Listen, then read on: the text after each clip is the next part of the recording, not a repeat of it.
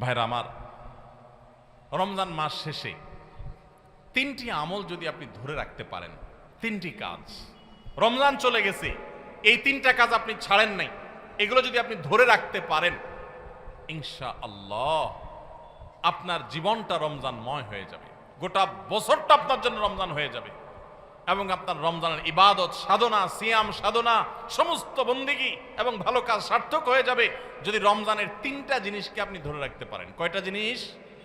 তিনটা। বলবো সেগুলা। নাম্বার 1, 5 ওয়াক্ত নামাজ। আমাদের অনেক ভাইরা আছি সারা বছর নামাজের ব্যাপারে গাফিলতি উদাসীনতা করলেও রমজানে কোনো গাফিলতি করি নাই। আলহামদুলিল্লাহ রমজান মাসটা পুরা মাস নামাজ পড়ার চেষ্টা করছি। অনেকে আছেন না, কিন্তু রমজানের পরে এখন আর নিয়মিত পারতেছেন না। ভাই, আর কিছু না পারেন, বেশি কিছু না পারেন, রমজানে যে 5 ওয়াক্ত নামাজের অভ্যাস করছেন ওই অভ্যাসটা ধরে রাখেন। মরণ পর্যন্ত 5 ওয়াক্ত নামাজে কোনো ছাড় কম্প্রোমাইজ দিয়েন না, কোনো প্রকার ত্রুটি করিয়েন না। আল্লাহর কসম, ঈমানের পর 5 ওয়াক্ত নামাজের চাইতে গুরুত্বপূর্ণ কোনো আমল আল্লাহর জমিনে কোরআন এবং হাদিসে আরেকটা নাই।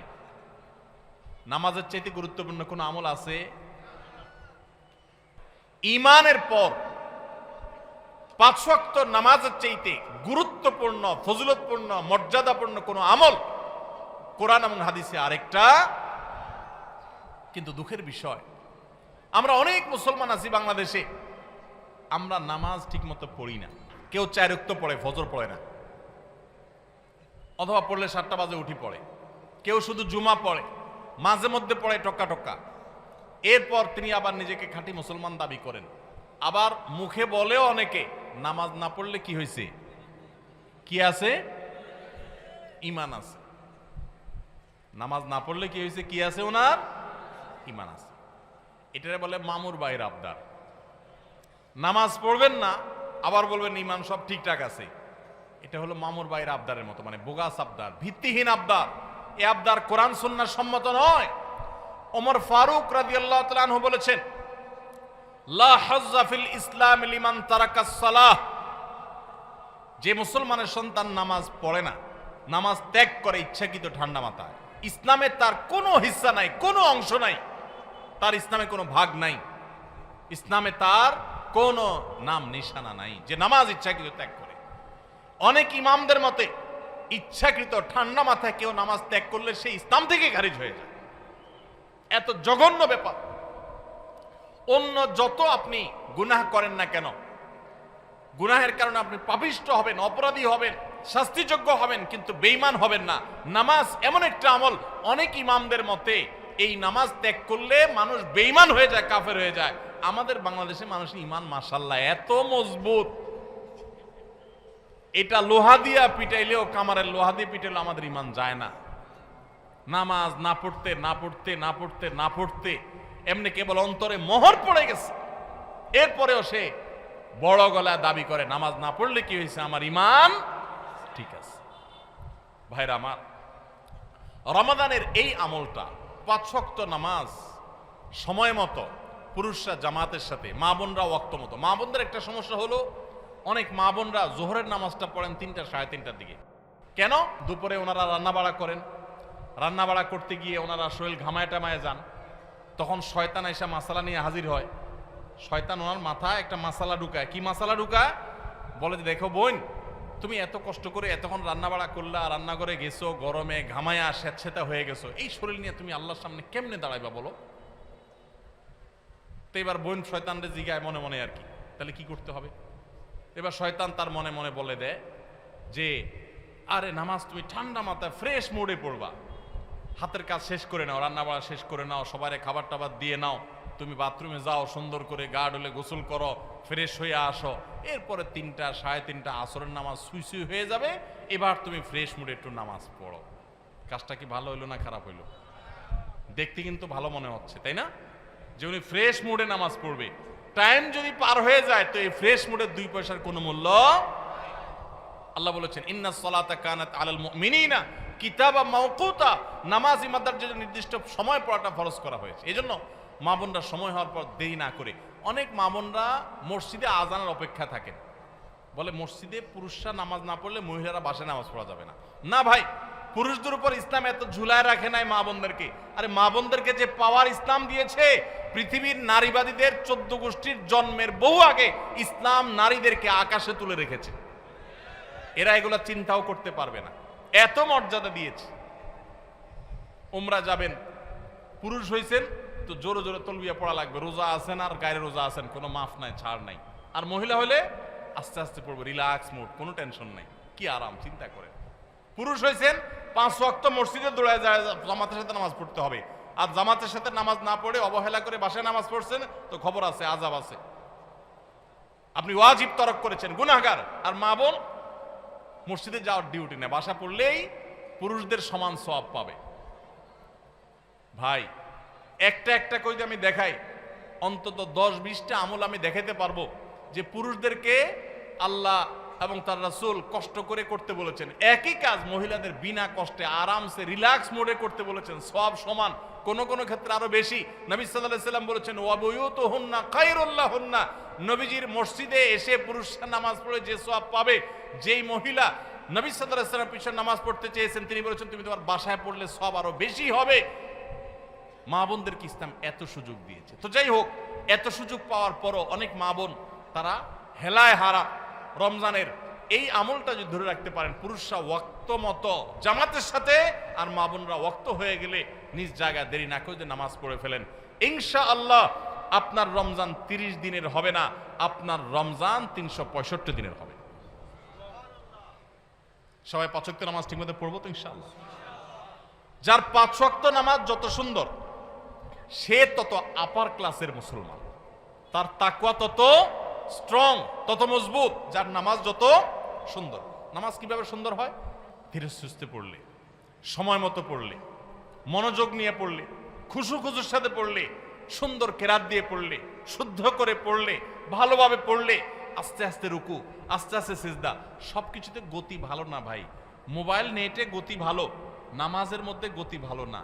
নামাজের গতি যত কম হবে, যত স্লো হবে, যত আস্তে আস্তে হবে, যত ধীরে ধীরে হবে, তত নামাজের মর্যাদা আল্লাহর কাছে বেশি হবে। আপনার মসজিদে যে মুসল্লি সবচেয়ে বেশি সময় নিয়ে নামাজ পড়ে, আপনি বুঝবেন এই লোকটা সবচেয়ে আপার ক্লাসের মুসলমান নামাজের ক্ষেত্রে। অন্তত তার অন্য ক্ষেত্রে ত্রুটি থাকলে সে অবশ্যই দোষী হতে পারে, বাট নামাজটা তার সবচেয়ে সুন্দর, কারণ সে নামাজের সবচেয়ে বেশি সময় নিচ্ছে। এজন্য সময় নিয়ে ধীরে ধীরে সুন্দর করে নামাজ পড়বো তো ইনশাআল্লাহ। রমজানে যারা নামাজ পড়ছেন ভাই, মরণ পর্যন্ত নামাজ পড়বেন। আপনারা কোরআনের একটা আয়াত শুনেছেন, জাহান্নামীদেরকে যখন জাহান্নামে নিক্ষেপ করা হবে, জাহান্নামীদের সাথে জান্নাতীদের কনভারসেশন হবে, কথোপকথন হবে।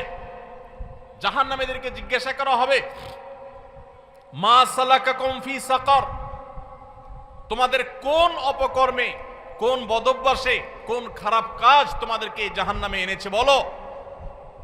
তারা বলবে ভাই ক্বালু লাম নাকু মিনাল মুসাল্লিন, ক্বালু লাম নাকু মিনাল মুসাল্লিন। জাহান্নামীরা বলবে আমাদের যেই অপকর্মে, যেই পাপের কারণে আজ জাহান্নামে আসতে হয়েছে, সে পাপ হলো যে আমরা মুসল্লি ছিলাম না দুনিয়াতে, 5 ওয়াক্ত নামাজ ঠিকমতো পড়তাম না। ভাইরে, যা করেন না করেন সবকিছুর আগে 5 ওয়াক্ত নামাজটা ঠিক করেন। ইমানদারের জীবন যাবে, নামাজ যেতে পারে না ভাই, কোনো অবস্থাতে না, কোনো অবস্থাতে না। নামাজ ত্যাগ করার কোনো সুযোগ নেই। নামাজ এমন ইবাদত, দেখেন আপনার কাছে যদি পানি না থাকে, ওযু করার মতো পানি না থাকে, তাহলে তো নামাজ মাফ নাকি? যে পানি নাই বেচারা কি করবে? পানি না থাকলে কি করতে হবে? মাটি দিয়ে তায়াম্মুম করতে হবে। আপনার সতর ঢাকতে হয় নামাজের জন্য, পুরুষের নাভি থেকে হাঁটু পর্যন্ত। সতর ঢাকার মতো কাপড়ও যদি না থাকে, এরকম কোন পরিস্থিতি আল্লাহ না করুন যদি আপনি পড়েন, তাহলে তো নামাজ মাফ নাকি? জি না। ওই অবস্থায় নামাজ পড়তে হবে।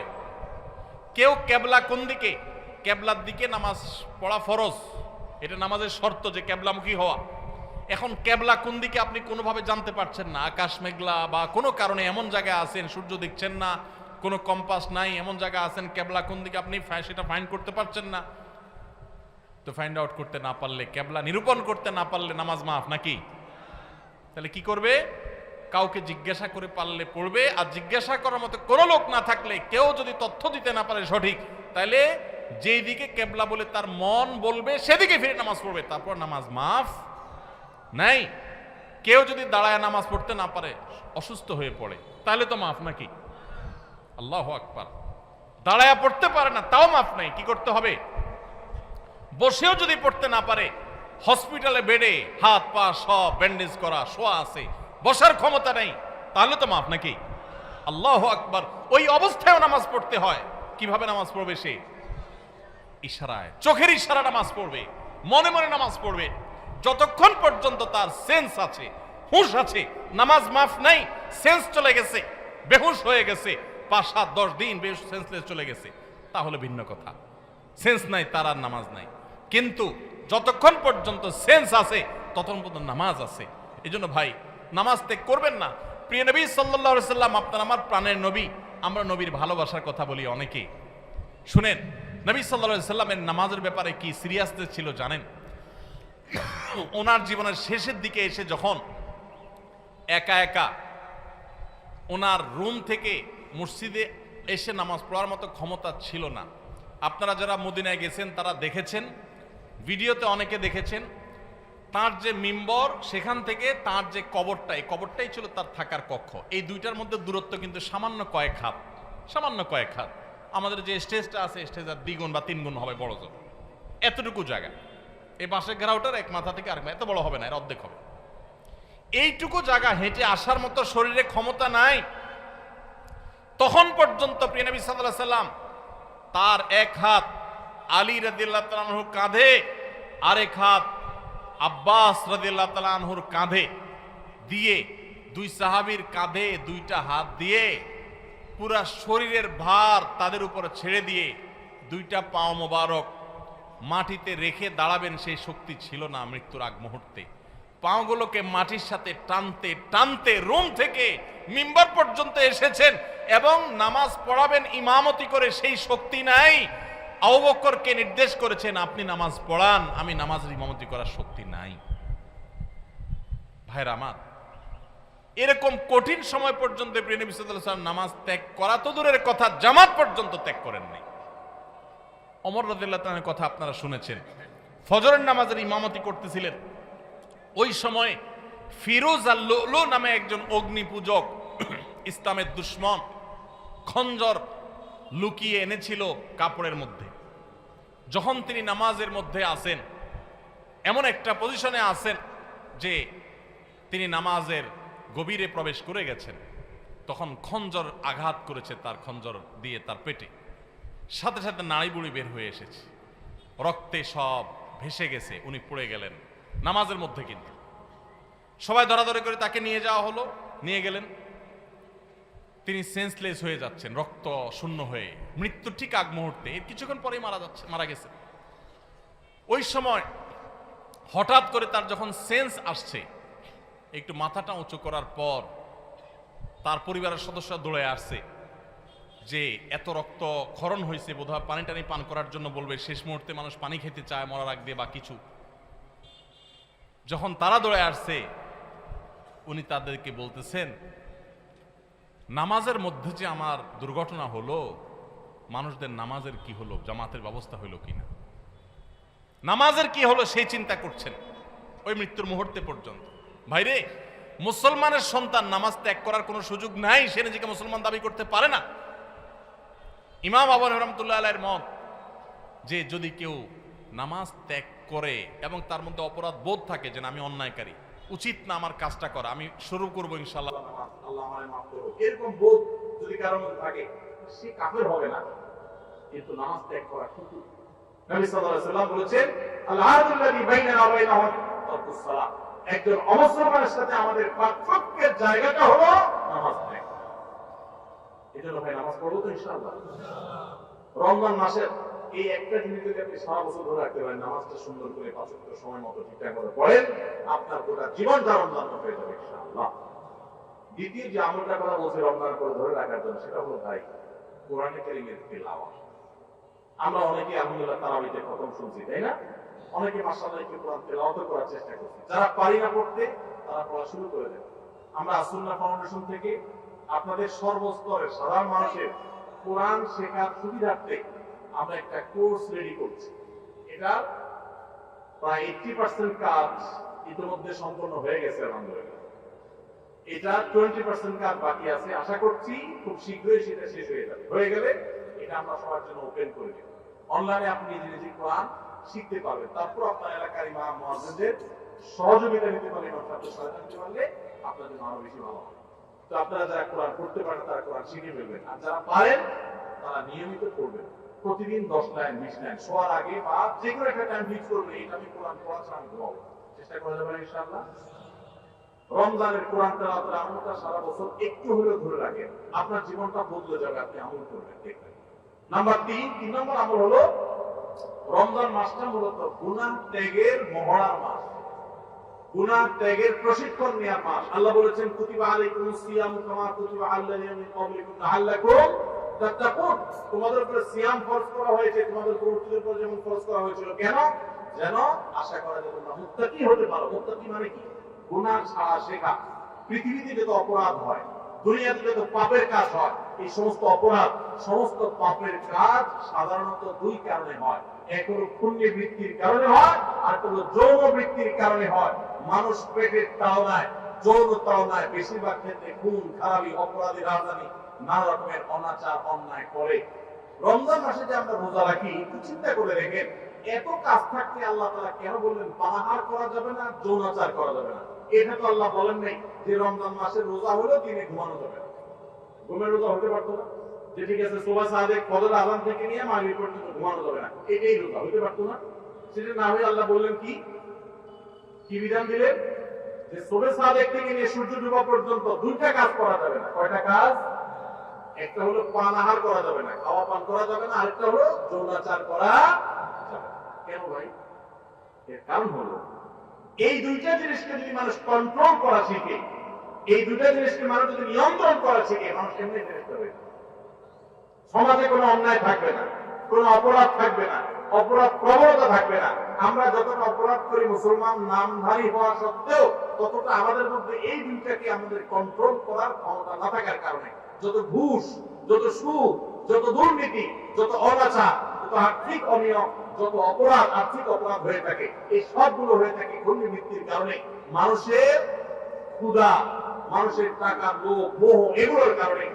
আমাদেরকে ইসলাম রোজার মাধ্যমে সেটাকে কন্ট্রোল করা শিখাইছে যে বান্দা, তোমার পেটে ক্ষুধা আছে, তোমার সামনে খাবার আছে, তোমার পেটে, তোমার গলায় পিপাসা লেগেছে, তোমার সামনে পানি আছে, কেউ দেখছে না, বদ্ধ রুমে আছো, সিসি ক্যামেরাও নাই, তুমি একা একা রুমে আছো, চুপচাপে খেয়ে নিলে খেয়ে নিতে পারো, পানি পান করলে করতে পারো, কিন্তু আপনি করছেন না।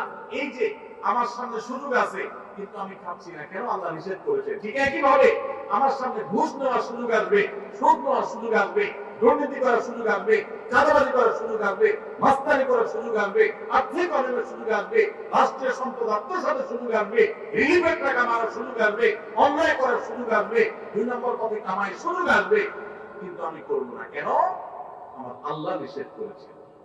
যে আল্লাহর ভয়ে রোজা রেখে আমি খাই নাই, যে আল্লাহর ভয়ে রোজা রেখে আমি পান করি নাই, যে আল্লাহর ভয়ে আমার পিপাসা ছিল, ক্ষুধা ছিল, খাবারও ছিল, কিন্তু আমি সেগুলো বলি নাই, সেই আল্লাহর ভয়ে আমি সারা বছর যদি দুর্নীতি ছেড়ে দিই, তাহলে সমাজটা ফেরেশতা হয়ে যাবে না?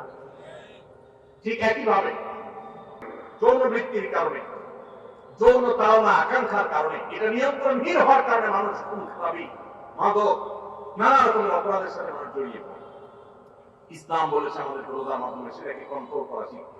দেখুন, গোটা পৃথিবী, ভোগবাদী দুনিয়া, আজকে এই পৃথিবী আপনাকে শুধু ভোগের কথা বলবে। যত বিজ্ঞাপনী বিলবোর্ড দেখবেন, যত প্রচার পত্র দেখবেন, যত বিজ্ঞাপনী ভিডিও দেখবেন, যত অ্যাডভার্টাইজমেন্ট দেখবেন, সবগুলো দেখবেন ভোগ, ভোগ এবং ভোগ। এই যে পয়লা বৈশাখ গেল, শুধু ভোগ আর কিচ্ছু নাই। খাও দাও, ফুর্তি করো, জামা কাপড় পরো, বাস শেষ। ঈদ আপনাকে বলেছে ভোগ করো, কিন্তু তার আগে ত্যাগ করো। ফিতরা দিয়ে গরিবের মুখে হাসি ফুটাও, এরপর তুমি হাসো। কোরবানির গোশত থেকে নিজে খাও, ওয়া তা'মুল বাইসুল ফকির, গরিবকে খাওয়াও। ইসলামের উৎসবে ভোগও আছে, ত্যাগও আছে, কিন্তু এই সমস্ত বর্ষবরণ তরণ, এই সমস্ত অনুষ্ঠানে শুধু ভোগ আছে, এগুলোতে কোনো ত্যাগের শিক্ষা নাই। গোটা সমাজ আজ উচ্ছন্নে চলে যাচ্ছে, গোটা সমাজ আজ নষ্টের দ্বার প্রান্তে চলে যাচ্ছে। এর অন্যতম প্রধান কারণ হলো আমরা একটা ভোগবাদী পৃথিবীতে আছি। এখন আমাদের সবাই শুধু ভোগ করা শিখে, ত্যাগ শিখে না। এখন সেই যুবক সমাজে পাওয়া যায় না যেই যুবক সে তার সিটটা একজন বয়োজ্যেষ্ঠ মানুষের জন্য স্যাক্রিফাইস করে পাবলিক পরিবহনে উঠে। সেই যুবক পাওয়া যায় না যেই যুবক একজন মুরব্বী মানুষকে দেখে রেসপেক্ট করে রাস্তার পাশে দাঁড়িয়ে শ্রদ্ধা ভরে তাকে সালাম নিবেদন করে। এখন উচ্ছৃঙ্খল যুবক পাওয়া যায়, কিশোর গ্যাং পাওয়া যায়, অপরাধী পাওয়া যায়, সন্ত্রাসী পাওয়া যায়, মাদকের চোরা কারবারি পাওয়া যায়, উচ্ছৃঙ্খল সন্ত্রাসী মাস্তানি করা চাঁদাবাজি করা যুবক পাওয়া যায়। কিন্তু সমাজে সেই ভালো যুবক হারিয়ে গেছে, কারণ ইসলাম আমাদের জীবন থেকে হারিয়ে গেছে। রমজানের রোজা আমাদেরকে এই বার্তা দিয়েছে যে তোমার খাদ্যের চাহিদাকে, তোমার টাকার লোভকে, তোমার অর্থের মোহকে, তোমার যৌন আকাঙ্ক্ষাকে, এগুলো তুমি কন্ট্রোল করো। রোজা রাখার মাধ্যমে শেখো যে এই টাইমের মধ্যে তুমি করবা না, মনে চাইলেও সুযোগ থাকলেও তুমি করবা না। তোমার সামগ্রিক জীবনে যখনই কোনো অন্যায়ের হাতছানি আসবে, অপরাধের হাতছানি আসবে, অপরাধের সুযোগ তৈরি হবে, দুর্নীতি করার সুযোগ তৈরি হবে, তোমার কোনো গুনাহের কাজ করার সুযোগ তৈরি হবে, মনেও চাইবে কিন্তু তুমি করবে না। কেন? কারণ আল্লাহ নিষেধ করেছেন, কেউ দেখছে না, আল্লাহ দেখছেন। আল্লাহর ভয়ে তুমি নিয়ন্ত্রণ করবে। এই নিয়ন্ত্রণটাই রোজা মাস আমাদেরকে শিক্ষা দেয়। রমজান মাস চলে গেছে, আর কিছু করতে না পারেন, রমজানের এই শিক্ষাটা যদি আপনি ধরে রাখতে পারেন, সারা বছর জুড়ে আপনার অফিসে যখন দুর্নীতি করার সুযোগ আসে, তখন যদি আপনার মনে হয় আমি তো রোজা রেখে খাই নাই, পান করি নাই, আল্লাহর ভয়ে কেউ দেখে নাই তারপরেও করি নাই, তাহলে এখন যে আমি 2 নম্বরই করব, আল্লাহ কি দেখছেন না? আল্লাহ কি এটা নিষেধ করেন নাই যে আল্লাহ রোজা রেখে আমাকে হালাল খানা খেতে নিষেধ করেছেন, হালাল পানীয় পান করতে নিষেধ করেছেন? সেটাকে যদি আমি এত গুরুত্বের সাথে মেনে থাকি, তাহলে এখন হারাম ঘুষ কিভাবে আমি নিতে পারি, হারাম দুর্নীতি কিভাবে আমি করতে পারি, চাঁদা কিভাবে আমি নিতে পারি? আমার তো আল্লাহর ভয় হওয়া উচিত। আল্লাহর সামনে দাঁড়াতে হবে, আল্লাহর সামনে কাপন পড়ে যেতে হবে, সব রেখে চলে যেতে হবে। এই ভয় যদি আপনার মধ্যে কাজ করে, এটা যদি জাগ্রত হয়, আল্লাহর কসম আপনি আল্লাহর ব্যাপারে সুধারণা করতে পারেন, আপনার রোজা সাকসেস, আপনার রমজান সফল, আপনার রমজান আল্লাহর ইবাদত বন্দিগি, আল্লাহ যেগুলো করেছেন সেগুলো আল্লাহ কবুল করেছেন, এটা আপনি ধারণা করতে পারেন। যদি রমজান যাওয়ার পরে আপনার অপরাধ করার সময় মনে পড়ে আমি না রোজা রেখে পানাহার করি নাই আল্লাহর ভয়ে, তাহলে এখন এই অন্যায়গুলোও করা যাবে না। কার ভয়ে? আল্লাহর ভয়ে। তাহলে 3 নম্বর আমল হলো, রমজান চলে গেছে কিন্তু রমজানের শিক্ষাটা রয়ে গেছে। শিক্ষাটা কি? যে আল্লাহর ভয়ে সমস্ত পাপাচার থেকে, সমস্ত অনাচার থেকে, সমস্ত অন্যায় থেকে বেঁচে থাকবো। বিশেষ করে আপনারা এখানে বেশিরভাগ মানুষ যুবক ভাইরা আছেন, 2-4 জন বন্ধু বান্ধব যখন একসাথ হন, বাসে উঠলেন, মনে করেন কন্ট্রাক্টরের সাথে 1 কথা থেকে 2 কথা বেশ কম হয়ে গেল, শরীরটা, বন্ধু বান্ধব যখন 4-5 জন থাকেন, কলেজ স্টুডেন্ট হন, তখন কিন্তু শরীরের মধ্যে একটা ভাব চলে আসে, আসে না? একা একা থাকলে তো একেবারে বিড়ালের মতো সোজা থাকেন, তাই না? ভদ্র মানুষের মতো ভাঁটা চাইলে দিয়ে দেন। যখন বন্ধু 4-5 জন থাকেন, তখন কন্ট্রাক্টরের সাথে 1 কথা বেশি 2 কথা হইলেই হাতা গোছানো শেখে, এই বেটা কার সাথে কি বলতেছিস, চিনস? মাস্তানি শুরু হয়ে যায় না? ছোট লোকরা মাস্তানি করে, খুব ভালো করে শুনে রাখবেন। কোনো বড় মানুষ, বড় মনের মানুষ, ভালো মনের মানুষ মাস্তানি করে না। গুন্ডামি, মাস্তানি, গায়ের জোর দেখা সব অভদ্র, ছোট লোক, নিচু লোক। কোন ভদ্রলোক কখনো মানুষকে গায়ের জোর দেখাবে? যদি কারোর কোনো কিছুতে গায়ের জোর আগে চলে আসতে হয়, বেশিরভাগ ক্ষেত্রে মাস্তানি গুন্ডামি করার মানসিকতায়, বুঝতে হবে এটা হলো আস্ত ছোট লোক। ছোট লোক ছাড়া কোনো ভদ্রলোক কোনোদিন কাউকে গায়ের জোর দেখাবে। দুর্বলের প্রতি যদি কেউ চাপিয়ে পড়ে, দুর্বলের প্রতি যদি কেউ ঝাঁপিয়ে পড়ে, এর মতো কাপুরুষ, এর মতো ছোট লোক, এর মতো নিচু লোক আল্লাহর জমিনে আরেকটা নেই।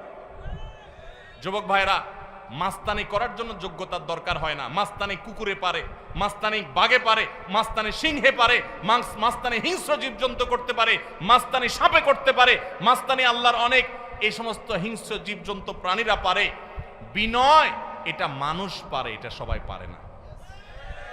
বিনয়ী হবেন না অহংকারী হবেন? মাস্তানি করবেন না মানুষ উপকারী করবেন? গুন্ডামি করবেন না ভালো মানুষ হবেন? আল্লাহ আমাদের যুবকদেরকে আদর্শ যুবক হওয়ার তৌফিক দান করুন। আল্লাহ আমাদের যুবকদেরকে সমাজের সেরা মানুষ হওয়ার তৌফিক দান করুন। যুবক ভাই, 4-5 বন্ধু যখন মিলবেন, মাস্তানি না করে কোথাও একটা সাঁকো ভেঙে গেছে, কয়েকটা বাঁশ নিয়ে কয়েক যুবক বন্ধু মিলে সেটা ঠিক করে দেন। করে একজন বৃদ্ধ, তিনি কষ্টে আছেন, তার বোঝাটা 2-3 বন্ধু 4 বন্ধু মিলে একটু তুলে দেন, হালকা করে দেন। ভাইরা আমার, মাস্তানিতে মজা পান আপনারা, আমি জানি। গুন্ডামিতে এক ধরনের মজা পাওয়া যায়, একটু ভাবসাব জাহির হয়, শরীরের মধ্যে একটা অবস্থা তৈরি হয়, বুঝি। কিন্তু ভাই, কখনো কি আপনি একটু বিনয়ী হয়ে দেখেছেন? আপনি কখনো বিনয়ী হয়ে দেখেছেন? সালহাতু সঙ্গে বুদি দিল খারাস আজমুদে এক জামানা খাকে বাস। বহু বছর তো পাথর হয়েছিলেন, গুন্ডামি মাস্তানি বহু করেছেন, গায়ের জোর বহু দেখিয়েছেন। প্লিজ পরীক্ষা করে হলেও কিছু কালের জন্য একটু মাটি হয়ে দেখেন। আল্লাহর কসম, গুন্ডামি করে যে মানসিক শান্তি পান, আপনি মাটি হয়ে বিনয়ী হয়ে মানুষের উপকারী হতে পারলে তার চেয়ে বেশি শান্তি পাবেন। মানসিক শান্তি, সুখ পাবেন, সুখ, ভালো লাগে, কাজ করবে। সবাই বিনয়ী হবে তো ইনশাআল্লাহ।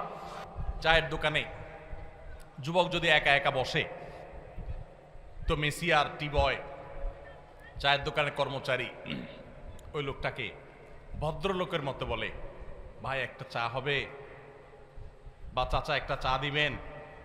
আর বন্ধু বান্ধব যখন 4-5 জন থাকে, আড্ডা ফাড্ডা মারে, শরীরে একটু ভাবসাব আসে,